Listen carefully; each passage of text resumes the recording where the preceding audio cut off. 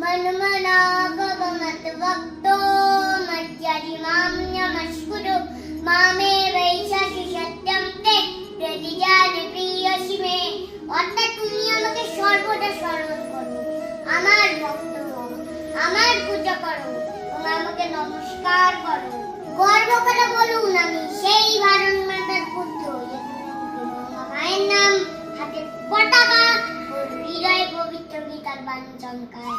যারা বীরতার সাথে মহাভারত লড়েছিল সেই বীরদের সন্তান আমরা।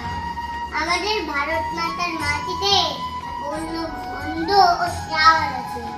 সেই ভূমিতে শ্রীকৃষ্ণ জন্মগ্রহণ করেছিলেন এবং তিনি সেই মাটি মুখে নিয়ে মা যশোদাকে রেখেছিলেন। সম্পূর্ণ ব্রহ্মাণ্ডের উপস্থিতি মা শিশুকে জন্ম দেওয়ার পর